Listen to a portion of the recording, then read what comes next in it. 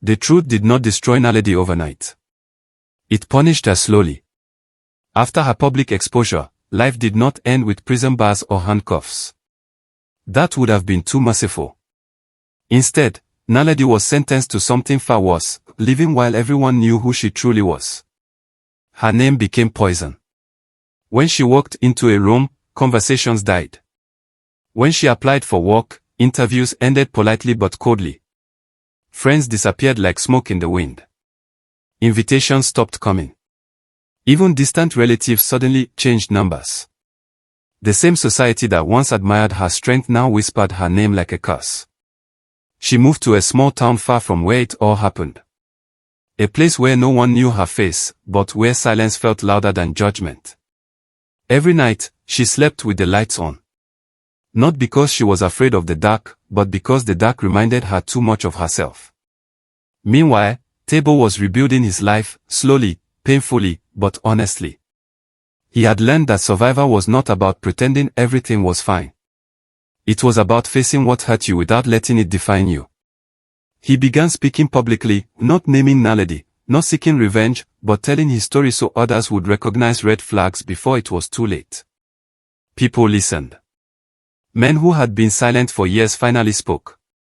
Women who had trusted the wrong people finally questioned their realities. Tabo's pain became purpose. And purpose gave him peace. But peace has a way of awakening ghosts. One evening, years later, Naledi saw Tabo on television. He looked different. Not happier, stronger. Untouchable in a way she had never been. He spoke about forgiveness, about accountability, about choosing truth even when it destroys you. Her chest tightened. For the first time in years, Naledi did not feel anger. She felt small. That night, she opened a notebook she had hidden at the bottom of her suitcase. Inside were pages filled with excuses she had written over the years, reasons, justifications, lies she told herself to survive. She read them slowly, and then she cried. Not the dramatic kind. The quiet kind. The kind where the soul finally admits defeat. For the first time, Naledi asked herself a question she had avoided her entire life. If I had told the truth, who would I have become? Naledi thought she had escaped the noise. The small town was quiet, the kind of quiet that settles into your bones. She worked at a roadside grocery store, stacking shelves, smiling politely, never making eye contact for too long. People knew her only as Nell, the quiet woman who never talked about her past. But the past does not need introductions. One afternoon, a plain white envelope arrived at the store. No return address. Her hands trembled as she opened it behind the counter. Inside was a single sentence, written in neat black ink. I know what you did to him. Naledi felt the room tilt. Her ears rang. She dropped the paper as if it had burned her skin. All the air seemed to leave her lungs at once. For the rest of the day, every customer looked suspicious. Every sound felt like footsteps coming for her. That night, she didn't sleep. Across the city, Tabo was attending a community forum, one of many invitations he now received. He never planned to become a public voice, but pain has a way of giving people authority. After his talk, an older woman waited patiently until the crowd cleared. She wore a scarf pulled low over her forehead, her eyes sharp but tired. Tabo, she said quietly, you don't know me, but I know you. Something in her voice made him listen. My name is Tandile, she continued. I was the nurse they blamed. Tabo froze. She told him everything, how the hospital had buried the truth, how she had been fired without evidence, how her life had fallen apart while the real culprit walked free. She had kept silent for years, crushed by shame and fear. But silence started killing me, she said, her voice shaking. And when I saw your face on television, I knew it was time. For the first time in years, Tabo felt something he hadn't allowed himself to feel. Hope. Back in the small town, Naledi's carefully built routine began to crack. She started seeing things, faces in reflections, whispers in passing cars, dreams where thunder roared even under clear skies. Guilt has a voice, and it speaks loudest when the world grows quiet. Then came the second letter. This one was worse. The truth is moving. You can't outrun it. Naledi knew then, this was no coincidence. Someone was pulling threads she thought had been buried forever.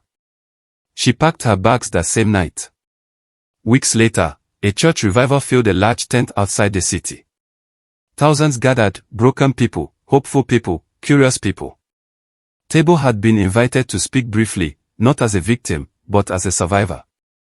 As he stood at the podium, he spoke about responsibility, about how darkness thrives when lies are protected. Then suddenly, movement near the back of the tent. A woman stepped forward. Naledi. She looked smaller than he remembered. No makeup. No confidence. Just raw exhaustion etched into her face. The crowd murmured. She raised her hand, her voice trembling but loud enough to carry. I did it, she said. Silence fell like a heavy curtain. I lied. I destroyed an innocent woman's life. I betrayed a good man. And I have been running ever since. Table felt his knees weaken. Naledi's confession wasn't dramatic. It wasn't rehearsed. It was ugly, broken, incomplete, but it was real. Security moved in. The organizers panicked. Cameras rolled. But Table raised his hand. Let her speak, he said. That moment changed everything. The weeks that followed were chaos. Investigations reopened. Legal documents resurfaced. The hospital's past decisions were questioned publicly. Tandai was finally cleared. Her nursing license reinstated. Her name restored. Naledi faced charges, not with denial this time, but acceptance. In court, she didn't cry for sympathy. She didn't point fingers. She spoke only once. I cannot undo what I did. But I refuse to let my lie be my final legacy. The judge listened. The world watched. They say the worst betrayals don't come from enemies. They come from the people who sit next to you, pray with you, and call you family. As Table's story gained national attention, his life became busy in ways he never expected. Interviews, invitations, community talks, people wanted to hear him, to understand how a quiet man survived something meant to destroy him. Through it all, one person stood by his side. His cousin. Sibusiso. They had grown up together. Shared a room as boys. Ate from the same plate when times were hard. When Table first fell into depression after his diagnosis, it was Sibusiso who slept on his couch, who made sure he took his medication, who answered calls when Table couldn't even find the strength to speak. When opportunities started coming, it felt natural for Sibusiso to help manage them. Let me handle the emails, he said. Let me protect you from stress. I'm doing this for you, bro. Table trusted him without hesitation. That was his mistake. Behind closed doors, Sibusiso was making moves. He signed deals Table never saw. Approved interviews without consent. Allowed a production company to dramatize parts of the story, changing timelines, exaggerating events, turning real pain into cheap shock. Worst of all, he sold exclusive rights to a streaming platform. For money. A lot of money. One evening, Table received a message from an old colleague. Bro, why didn't you tell me your story is becoming a series? Table laughed at first. Then he clicked the link. A teaser trailer loaded on his phone. Dark music. A shadowy actor playing him. A woman resembling Naledi portrayed as a one-dimensional monster. A nurse character reduced to a plot device. At the bottom of the screen. Based on a true story, exclusive. Table's hands began to shake. He confronted Sibusiso that same night. What is this? Table asked quietly, holding up the phone. Sibusiso didn't deny it. He sighed. You don't understand, he said. This is how the world works. If we didn't sell it, someone else would have told it was. At least now we control it. We? Table asked. Sibusiso finally looked him in the eyes. I needed the money, he said. I've been broke my whole life, watching everyone else win. This was my chance. Table felt something break inside his chest. You used my pain, he said. Our pain, Sibusiso corrected. No, Table replied, his voice trembling. You used me? The betrayal didn't just hurt, it reopened wounds. Public opinion shifted overnight. Online debates exploded. People questioned Table's motives. Some accused him of chasing fame. Others said the story felt too polished to be real. Naledi's confession was suddenly treated like entertainment. Tandai's suffering became a subplot. Truth was drowning again, this time in profit. Table withdrew from public appearances. He stopped answering calls. Even his mother noticed the light fading from his eyes. One night, alone in his house, Table stared at the ceiling and whispered, God, I survived the lie. Why is the truth hurting me more? But betrayal has a strange power. It either breaks you, or it clarifies you. Days later, Table made a decision. He released a single video. No edits. No background music. No sponsors. Just him. He spoke calmly, honestly, painfully. I didn't sell my story, he said. I didn't give permission for my pain to become entertainment. And I won't let truth be twisted, no matter who does it. He didn't mention Sibusiso by name. He didn't need to. The silence afterward was louder than any accusation. Contracts were questioned. Public backlash followed. The platform paused production. Sibusiso disappeared from the spotlight as fast as he had entered it. And Table. He stood alone again. But this time, he stood clear. After Table's raw video went live, the internet did what it always does, it chose sides. Some people defended him fiercely. Others questioned his silence for so long. But one thing was undeniable, the narrative had shifted. For the first time, Table was no longer a character in someone else's story. He had reclaimed his voice. Behind the scenes, chaos erupted. The streaming platform froze payments. Lawyers started calling. Contracts that Sibusiso had signed were suddenly under a microscope. Clauses were questioned. Dates didn't add up. Signatures were scrutinized. And Sibusiso. He went quiet. No post. No calls. No explanations. Until one night, close to midnight, Table had a knock on his door. Not a loud knock. Not an angry knock. A hesitant one. When Table opened the door, Sibusiso stood there, no confidence, no swagger, no designer jacket. Just a man whose luck had finally run out. I messed up, Sibusiso said, his voice barely above a whisper. Table didn't invite him in. You didn't mess up, Table replied calmly. You chose. Sibusiso's eyes filled with tears. He talked about pressure. About debt. About feeling invisible his whole life. About how he convinced himself that turning pain into profit was smart. But I didn't think it would destroy you like this, he said. Table finally spoke the words he had been holding inside for weeks. You didn't destroy me, he said. You showed me who you are. Silence sat between them like a wall. I forgive you, Table added after a long pause. But forgiveness doesn't mean access. And it doesn't erase consequences. That night, Sibusiso walked away lighter in confession, but heavier in reality. The legal battle unfolded quietly. No screaming headlines. No dramatic press conferences. Just documents. Evidence. Timelines. And then, something unexpected happened. One of the producers came forward. They released emails. Voice notes. Proof that Sibusiso had knowingly altered facts, encouraged exaggeration, and suppressed Table's attempts to correct the story. The platform issued a public apology. The series was cancelled. But the damage had already been done. Meanwhile, Naledi, who had been living quietly, hoping the world had forgotten, felt the ground shaking beneath her again. People started asking questions. Not about the past. About her silence now. Why hadn't she spoken since the truth came out? Why had she allowed lies to spread when she knew what she had done?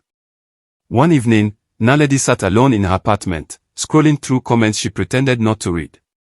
Truth always finds a way. You escaped once. You won't escape forever. For the first time in years, fear visited her honestly. Not fear of exposure. Fear of herself. Tebo, on the other hand, chose a different path. He stopped chasing public validation. He started a small foundation, quietly helping men who had been violated, silenced, or falsely blamed. No cameras. No sponsors. Just presence. One man told him, "I thought I was weak because I didn't fight back." Tebo replied, "Survival is not weakness. Silence is not consent." Those words traveled farther than any series ever could. And here's the twist that nobody expected. Months later, Tebo received a handwritten letter. From the nurse. Tandile. She had rebuilt her life in a different town, working at a small clinic under supervision. She wrote about the day she lost everything. About how she almost gave up. About how hearing the truth finally surfaced saved her from bitterness. At the end of the letter, she wrote, "They tried to bury the truth with me. But truth is a seed. Thank you for watering it." Tebo folded the letter carefully and whispered a prayer of gratitude. Just when Tebo thought the storm had finally settled, life reminded him of one hard truth. Peace is never announced. And danger rarely comes looking like danger. It started small. A missed call from an unknown number. Then another. Then a message. "Hi Tebo. It's me. We need to talk. Not for the world. Just for closure. Naledi." Tebo stared at the screen for a long time. His heart didn't race. It didn't pound. It just felt tired. He didn't reply. But Naledi didn't stop. She sent another message the next day. Then another. Long messages. Emotional messages. Messages filled with regret, scripture, and tears typed into text. "I found God. I live with what I did every day. I just want forgiveness." Tebo had learned something the hard way. Not everyone who speaks about God has repented. Some people just want peace without accountability.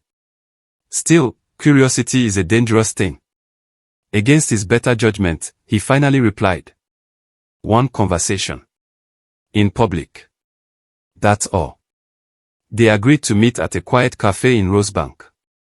When Naledi walked in, she looked different. No designer clothes. No heavy makeup. No confidence wrapped in perfume. She looked smaller. Older. Softer. For a moment, just a moment, Tebo felt the ghost of who he used to be. But ghosts don't deserve control. They sat across from each other in silence until Naledi finally spoke. "I ruined my life," she said. Tebo didn't respond. "I ruined yours too," she added quickly. "I know that now." "You always knew," Tebo replied calmly. Her eyes filled with tears. "I was angry. I was scared.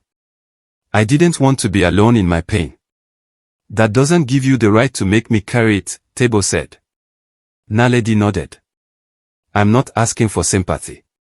I need forgiveness to move on." That was when Tebo leaned forward slightly and said something that shook her. "Forgiveness isn't a key you use to unlock your future. It's something I give when I'm ready." Her tears stopped. That's when her tone changed.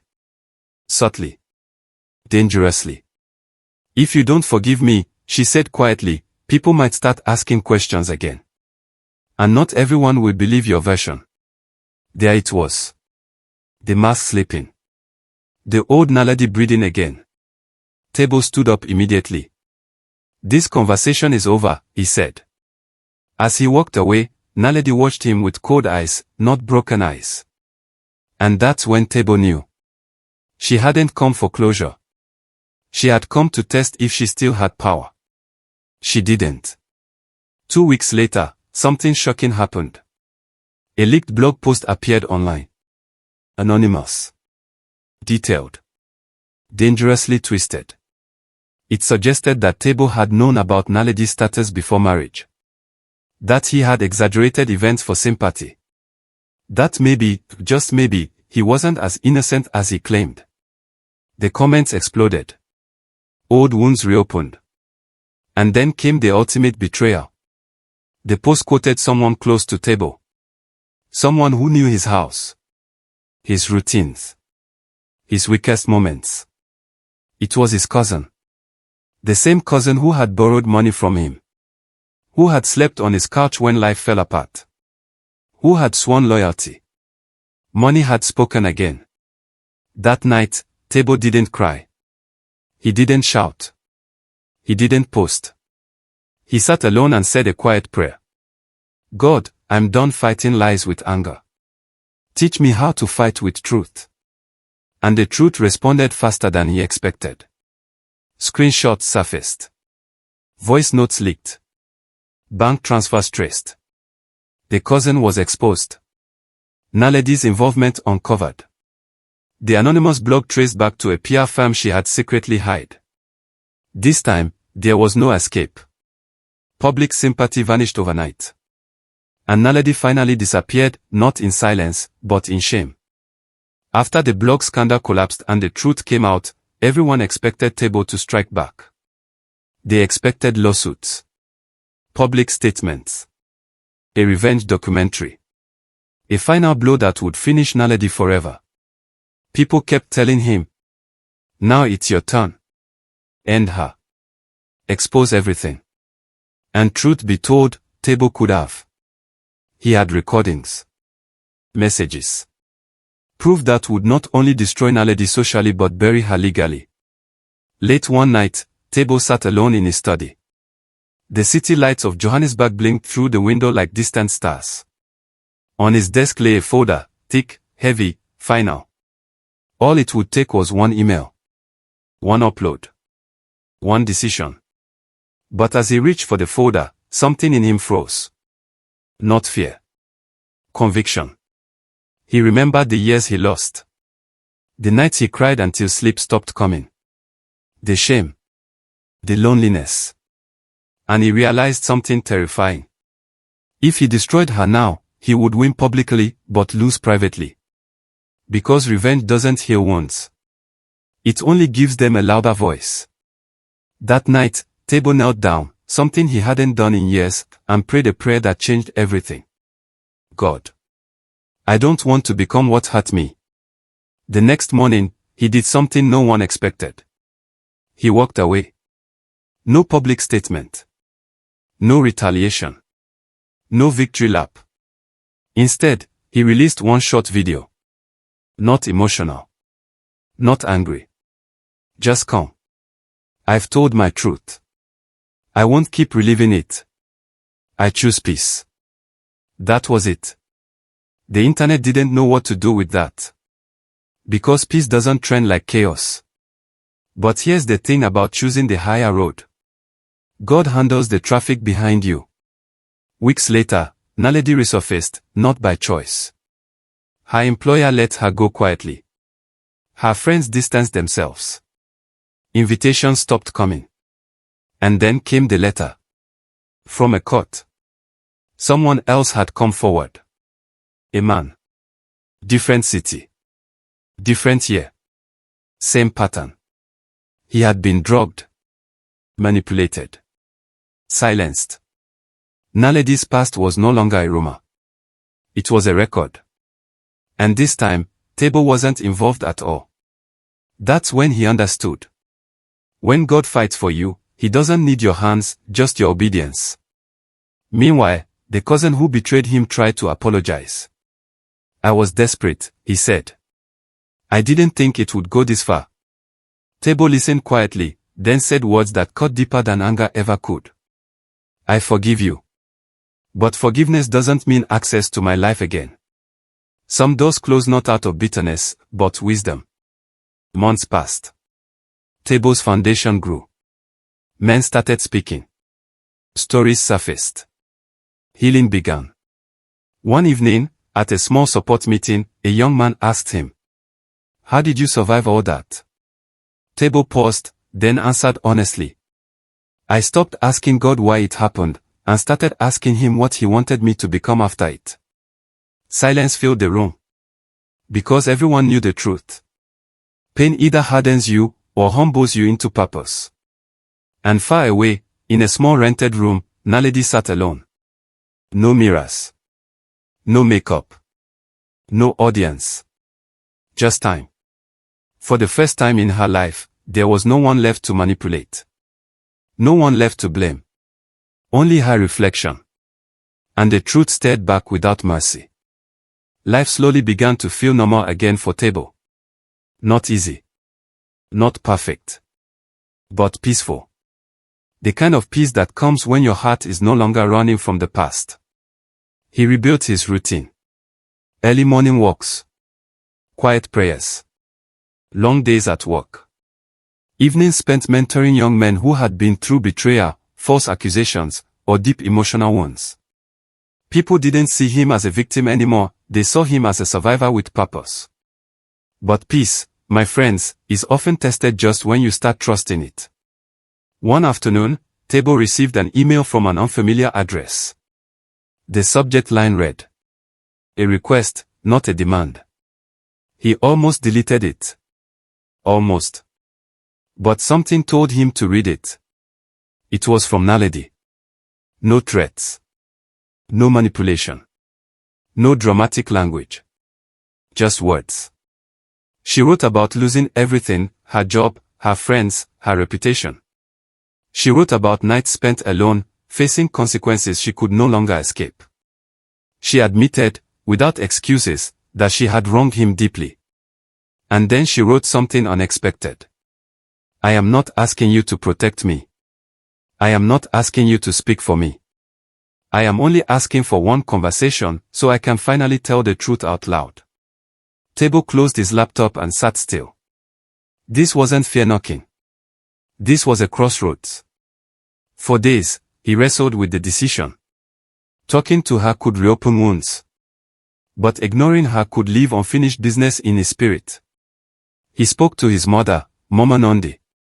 She listened quietly, then said, "My son, forgiveness does not mean forgetting. And listening does not mean agreeing. But sometimes, closure is not for the other person, it's for you." That settled it. Table replied. One conversation. In public. No cameras. No drama. They met at a quiet park. Naledi arrived early. When Table approached, she stood up, not confidently, not dramatically, but respectfully. She looked human. Broken, but human. They sat on opposite ends of the bench. For a while, neither spoke. Then Naledi did something she had never done before. She took full responsibility. No blaming sickness. No blaming pain. No blaming the past. "I made choices," she said softly. "Wrong ones. And people were hurt because of me." Table listened. Not as a husband. Not as a victim.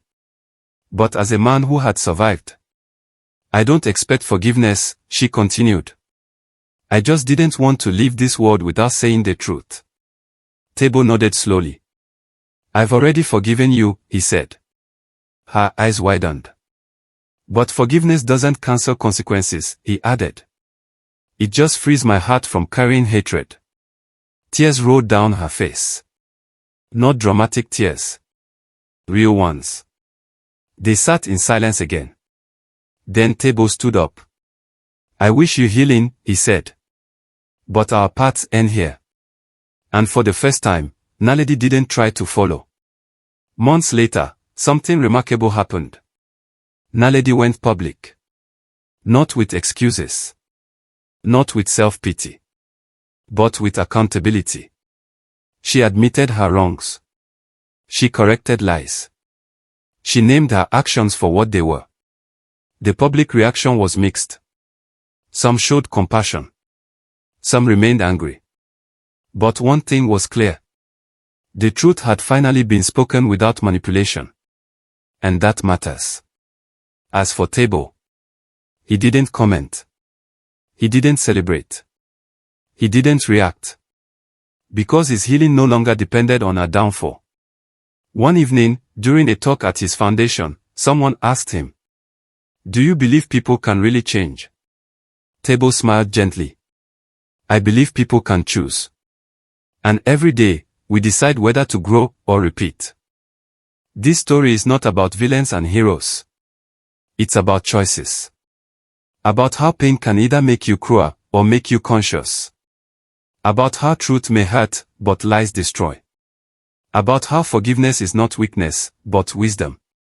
To anyone watching who has been betrayed, silenced, or misunderstood, your story is not over. Your worth was never taken. And healing is possible, even if justice takes time. Walk in truth. Guard your heart. And never let someone else's darkness turn off your light. Thank you for watching Untold African Stories. If this story touched your heart, please like, share, and subscribe so these lessons can reach more lives. Until next time. Stay strong, stay wise, and remember, every truth will rise. Untold African Stories, signing off.